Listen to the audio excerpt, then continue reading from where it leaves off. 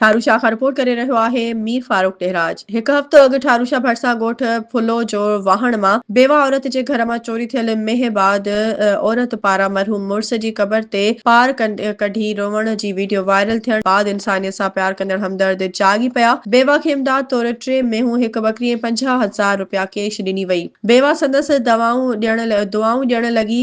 हिकु हफ़्तो अॻु ॻोठ फुलो जो वाहण वासी बेवा औरत ज़ेबुन निसा सोलंकी जे घर मां नामालूम चोर बचड़न जो पेट पालींदड़ मेह चुराए वञण बाद औरत मेह जी वापसी लाइ पाक किताब खणी दर दर रुलंदी रही ऐं मेह वापसि न थियण करे मरहूम मुड़िस जी क़बर ते वञी पार कढी खेसि पाण ॾांहुं घुराइण जी रड़ियुनि वारी वीडियो सोशल मीडिया ते वायरल थियण ऐं केटीएन न्यूज़ ते ख़बर नशर थियण बाद इंसानियत सां प्यार कंदड़ माण्हुनि जंहिंमें वॾेरो असाम खान ॾेहराज हिकु मेह समाजी अॻवान फ़कीर अरसलान ॿी मेह एसएचओ भिरिया मनम लाड़क 3 मेह ऐं कुझु इंसान दोस्त माण्हुनि बकरी ऐं कैश रक़म बेवा जे ॻोठ वञी पहुचाई। उन मौके ते बेवा औरत ख़ुशी सां बहकी पई ऐं मदद कंदड़नि खे दुआऊं ॾिनियूं। उन मौके ते ॻोठाणनि कादर बख़्श सोलंकी वज़ीर सोलंकी ऐं ॿियनि चयो त सिंध अंदरि इंसानियत अञा ताईं जेरी आहे। बेवा जी मदद लाइ मुख़्तलिफ़ माण्हू ॻोठ अची 3 मेहूं हिकु बकरी ऐं कैश रक़म ॾेई विया आहिनि पर तक जा चूंडियल नुमाइंदा अॼु ताईं गुम आहिनि जिन खे असां वोट ॾेई असेंबलियुनि में पहुचायूं था